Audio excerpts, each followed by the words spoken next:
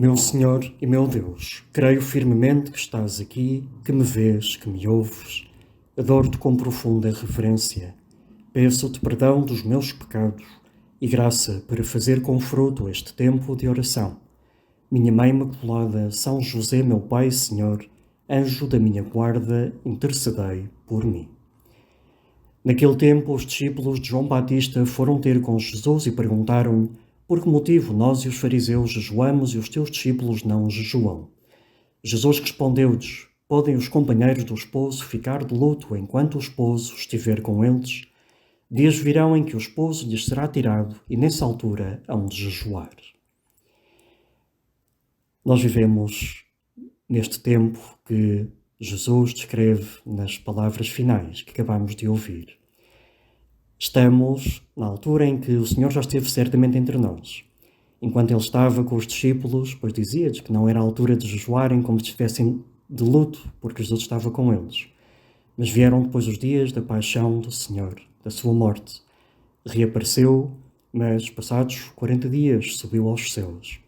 E agora, embora esteja presente na sua igreja, especialmente no sacramento da Eucaristia, aí sim, dizes-nos tu, Jesus, que faz sentido, faz falta, é necessário jejuarmos.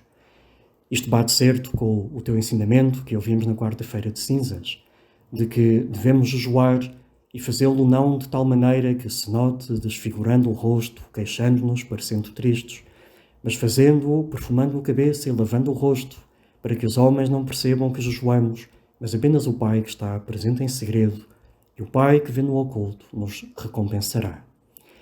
Devemos, portanto, jejuar. Então, mas e porquê jejuar e como, Jesus?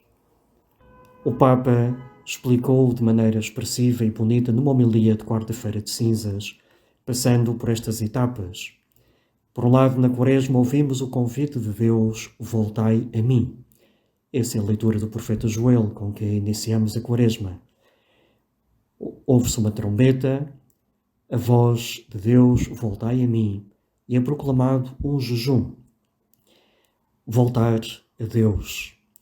Para isso, essa é a segunda parte deste percurso, é preciso redescobrir o rumo, a rota, porque corremos o risco de ficar presos às coisas, em geral boas, mas provisórias deste mundo, esquecendo que estamos destinados à eternidade de Deus.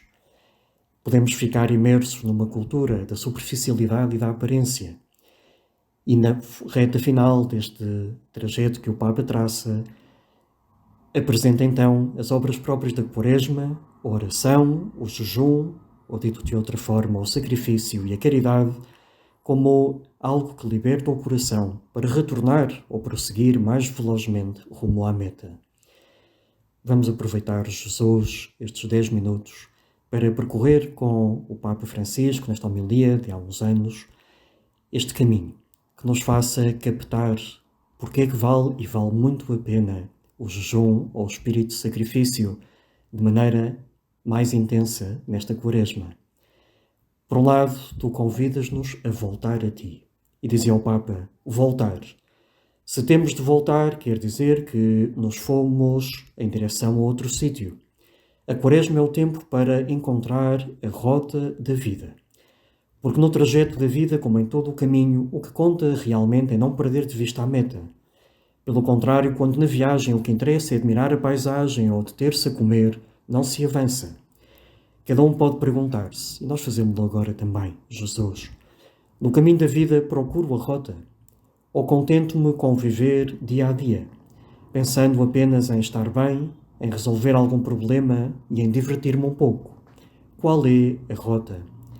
Talvez a procura da saúde, que hoje muitos dizem que é a primeira coisa, mas que mais tarde ou mais cedo desaparece.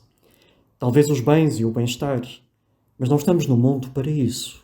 Voltai a mim, diz o Senhor, a mim. É o Senhor a meta da nossa viagem no mundo. A rota é preciso pô-la nele.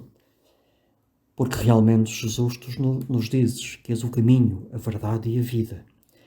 A meta é a vida verdadeira. Contigo, e tu próprio és o caminho. Caminhar contigo exigirá de nós, uma e outra vez, fazer o esforço por nos mantermos no trajeto próprio. por seguir o teu exemplo, a tua vontade para nós. E vem então o segundo momento para encontrar a rota, diz o Papa. Hoje é-nos dado um sinal, na quarta-feira de cinzas. Cinza na cabeça. É um sinal que nos faz pensar o que é que temos na cabeça. Os nossos pensamentos perseguem muitas vezes coisas passageiras que vão e vêm. A ligeira capa de cinza que receberemos é para nos dizer com delicadeza e verdade de tantas coisas que tens na cabeça, atrás das quais corres cada dia e te empenhas, não ficará nada. Por muito que te apresses, da vida não levarás nenhuma riqueza. As realidades terrenas desvanecem-se como o pó ao vento. Os bens são provisórios, o poder passa, o êxito acaba-se. A cultura da aparência hoje dominante, que induz a viver para as coisas passageiras, é um grande engano, porque é como uma chamarada. Mal acaba, fica só a cinza. Diz ainda o Papa, estou a ler um bom bocado desta homilia porque me parece que é bonita e nos enquadra muito bem neste caminho da Quaresma. O rito das cinzas que recebemos sobre a cabeça quer subtrair-nos ao encandeamento de preferir a recompensa junto dos homens à recompensa junto do Pai. Este sinal austero que nos leva a refletir sobre a caducidade da nossa condição humana é como um remédio de sabor amargo, mas eficaz para curar a doença da aparência. Peço-te agora especialmente, Jesus, que nos ajudes, aqueles que rezarem com os 10 minutos, a refletir um pouco sobre esta cultura da aparência, porque estamos rodeados dela, podemos estar nós pessoalmente imersos a maior ou menor medida nela. Então a Quaresma quer ser um momento de diagnóstico de até que ponto estamos imersos nela e como libertar-nos para viver para o essencial com os olhos fixos na meta. Doença da aparência. Trata-se de uma doença espiritual que escraviza a pessoa, levando-a a tornar-se dependente da admiração dos outros. É uma verdadeira escravidão dos olhos e da mente, que nos induz a viver procurando a vanglória, de modo que conta não a pureza do coração, mas a admiração do povo. Não o olhar de Deus sobre nós, mas como nos olham os outros, e não é possível viver bem contentando-se com esta recompensa. Por isso, a palavra de Deus convida-nos a olhar o nosso íntimo para ver as nossas hipocrisias. Façamos um diagnóstico das aparências que procuramos. Tentemos desmascará-las, far-nos-á bem. Talvez não seja apenas nestes 10 minutos, mas será na reflexão destes dias de Quaresma, Jesus, que com a tua ajuda detectemos aquela medida em que vivemos demasiado dependentes das aparências, da imagem que transmitimos, da opinião que os outros têm. E às vezes ficamos escravizados em relação a isso, ficamos inquietos, enredamos-nos interiormente em milhentas voltas e pensamentos sobre o que dizem e o que pensam, se fiquei bem, se fiquei mal. Não só isso nos tira a paz, como nos afasta de ti, afasta-nos da meta. Então o Papa procura as obras próprias da Quaresma como um caminho de cura, em particular para esta doença da aparência. A Quaresma é um tempo que o Senhor nos deu para voltarmos a viver, sermos curados interiormente e caminharmos para a Páscoa, para aquilo que não passa, para a recompensa junto do Pai. É um caminho de cura não para mudar tudo da noite para o dia, mas para viver cada dia com um espírito novo, com um estilo diferente. Para isto servem a oração, a caridade e o jejum. Purificados pelas cinzas quaresmais, purificados da hipocrisia da aparência, reencontra-se a força plena para voltar a gerar uma relação viva com Deus, com os irmãos e consigo mesmo. Por isso, cada uma destas obras de oração, de caridade e de jejum nos vai dando esse estilo novo, que nos liberta de apegos a coisas passageiras, para as usarmos na justa medida. E o jejum cumpre aqui um papel fundamental que apresento agora com estas palavras do Papa para terminar. Entre essas obras está então o jejum. Este não é uma dieta. Antes, liberta-nos da autorreferencialidade, da busca obsessiva do bem-estar físico, para nos ajudar a ter em forma não o corpo, mas o espírito. O jejum leva-nos de novo a dar o justo valor às coisas. Concretamente, recorda-nos que a vida não deve estar submetida ao cenário passageiro deste mundo. E o jejum não se deve restringir apenas ao alimento. Especialmente na Quaresma deve-se jejuar daquilo que gera em nós dependência, cada qual pense nisto para fazer um jejum que incida verdadeiramente na sua vida concreta.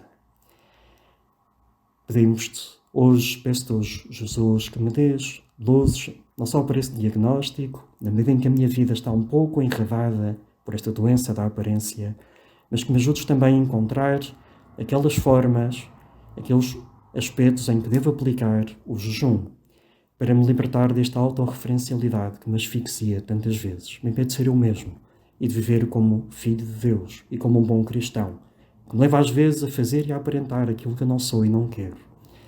Por isso, preciso de recuperar ordem interior, desprendimento de mim mesmo, libertando-me talvez demasiado apego a redes sociais, a planos, estilos de diversão que não são condizentes com aquilo que eu sei que te agrada. Pois também terá o seu lugar, certamente, o jejum do alimento e da bebida, para me libertar, às vezes, de apegos excessivos à minha comunidade, ao meu bem-estar, aos meus gostinhos. Com isso, pois, darei um grande passo de regresso à rota que me leva até ti, que me mantém unido a ti. Ou então poderei ir por ela muito mais velozmente, com menos apegos, com menos aparências, com menos experiências ilusórias. Ajuda-me, minha mãe, neste diagnóstico e nestas determinações tão próprias deste tempo da Quaresma. Dou-te graças, meu Deus, pelos bons propósitos, afetos e inspirações que me comunicaste nesta meditação. Ajuda-me a pô-los em prática. Minha Mãe Imaculada, São José, meu Pai e Senhor, anjo da minha guarda, intercedei por mim.